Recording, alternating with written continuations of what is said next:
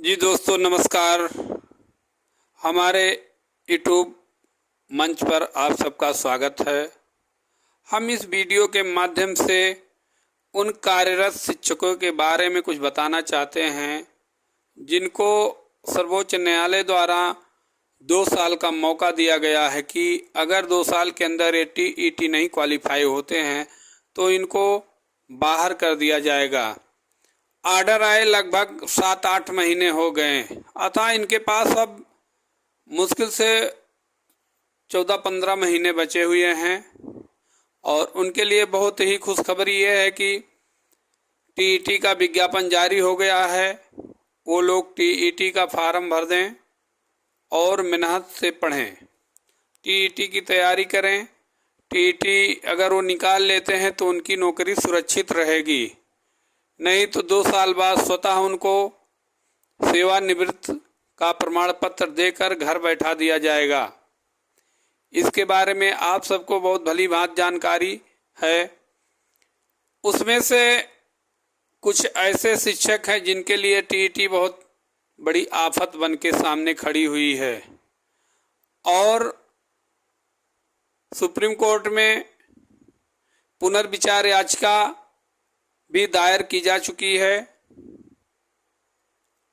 आगे कब इस पर सुनवाई होगी, अभी इसका डेट नहीं लगा है, डेट लगेगा तो मैं बताऊंगा। लेकिन आप लोग टीईटी का फार्म जरूर भर दें। सबसे बड़ी समस्या उनके लिए है जो लोग बीएड करके प्राथमिक शिक्षक बन गए हैं, टीईटी नहीं पास हैं। उनके लिए सबसे बड़ी समस्या ये है कि बीएड अब प्राथमिक टीईटी के लिए योग्यता एलिजिबल नहीं है।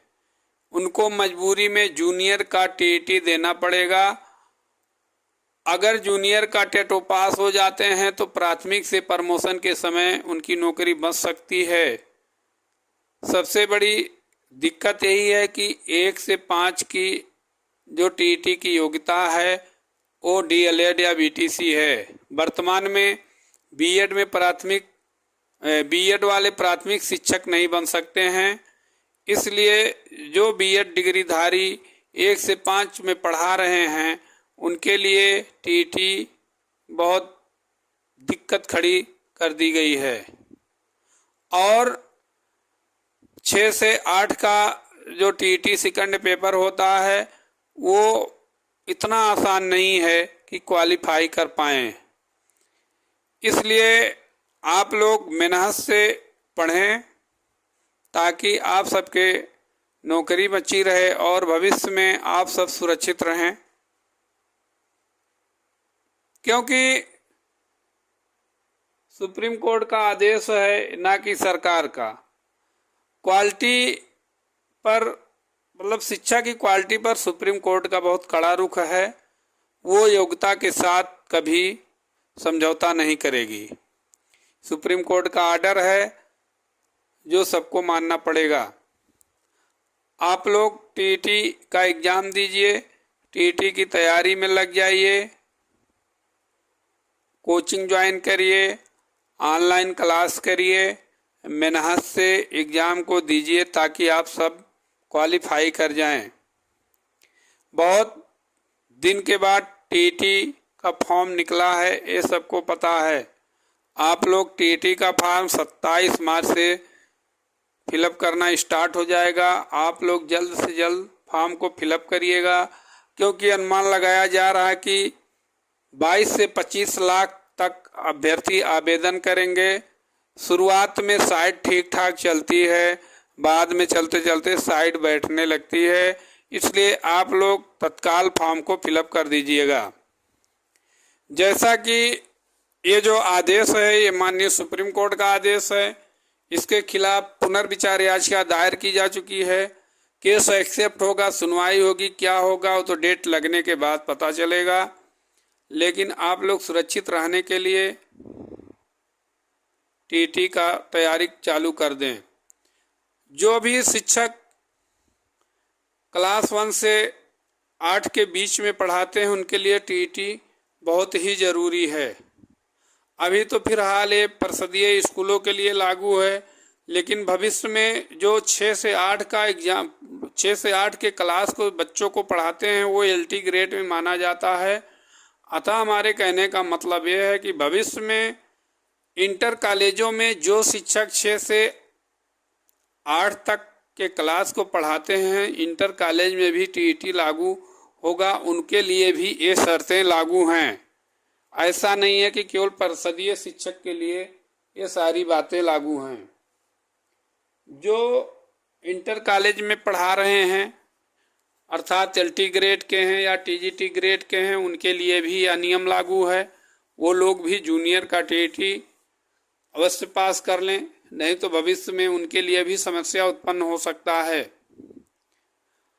और बिना TET के जो लोग पढ़ा रहे हैं उसमें से एक चीज का छूट है कि जिनकी सेवा 5 साल या उससे कम बची है उन पर यह नियम नहीं लागू है, बाकी लोगों पर नियम लागू है।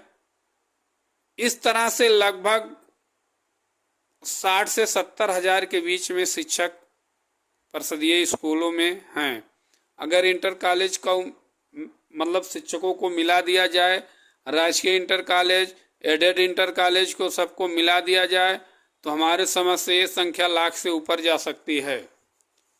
और इधर सुप्रीम कोर्ट में 72,825 शिक्षक मामला इस समय एकदम अपने आखिरी पड़ाव पर है। इधर सरकार कह रही हमारे पास वैकेंसी नहीं है, उधर लोग कह रहे हैं 6-7 साल से वैकेंसी लाए ही नहीं है। पर साल या हर साल लगभग 12 से 15 हजार शिक्षक रिटायर होते जा रहे हैं। और अगर TET नहीं पास हो पाए तो एक साथ 60-70 हजार शिक्षक को ऐसे निकाल दिया जाएगा। फिर भी सरकार कहती है कि हमारे पास वैकेंसी नहीं है। इसी सब को देखते हुए कल माननीय सुप्रीम कोर्ट में शिक्षा विभाग के आला अधिकारी उपस्थित रहेंगे, उनसे जवाब तलब किया जाएगा। इसी बेस पर जितने याची हैं उनको राहत मिलने की प्रबल संभावना है। याची राहत मिलने के बाद में बहुत कुछ क्लियर हो जाएगा। और हमारी तरफ से हम तो ईश्वर से विनती कर रहे हैं कि ज़्यादा से ज़्यादा लोगों को जॉब मिले, ज़्यादा से ज़्यादा लोगों के घर में खुशियाँ आएँ। बाकी सब बातें यही हैं। TET उन शिक्षकों के लिए गले की हड्डी बन गई है जो कार्यरत शिक्षक हैं और TET नहीं पास हैं, उनके लिए बहुत ही बड़ी समस्या है। और ये नियम 2011 से लागू हुआ है। वैसे अभी तक जितने भी नियम कानून लागू हुए हैं, जिस दिन पारित हुआ है, जिस दिन संज्ञान में आया है, उस दिन के बाद भविष्य के दिनों के लिए वो काम करते हैं, अर्थात वो नियम लागू होते हैं। लेकिन ये ऐसा नियम है, ये मतलब जो बीते काल में लोग कार्यरत हैं उनके लिए भी लागू है।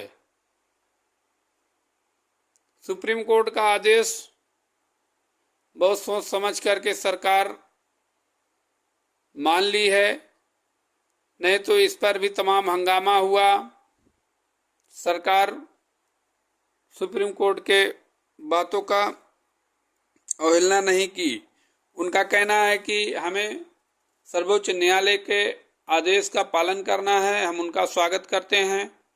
इसीलिए सभी शिक्षक जगह जगह पर धरना दे रहे हैं, जगह जगह पर ज्ञापन दे रहे हैं, लेकिन कुछ होने जाने वाला नहीं है। माननीय सुप्रीम कोर्ट का जो आदेश है उसके खिलाफ सरकार कतई नहीं जाएगी, क्योंकि न्यायालय के आदेश का पालन करना सरकार का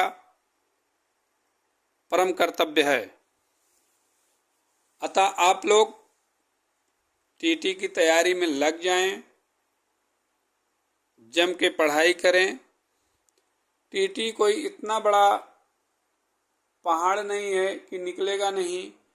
ये है कि ड्यूटी से आने के बाद में पढ़ पाना मुश्किल तो है, लेकिन समस्या यहाँ ये है कि आप एक शिक्षक हैं, आपको तैयारी, आप जब वही सब स्कूल में पढ़ा रहे हैं तो फिर तैयारी के लिए कोई बहुत दिक्कत नहीं होनी चाहिए।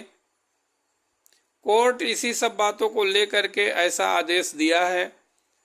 कोर्ट क्वालिटी शिक्षा को देखते हुए ये आदेश पारित किया है। बस इस वीडियो में इतना ही। नमस्कार, जय हिंद, जय भारत।